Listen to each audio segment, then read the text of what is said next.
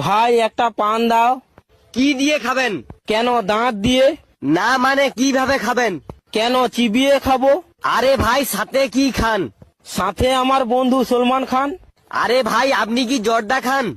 না ভাই, আমি আমির খান।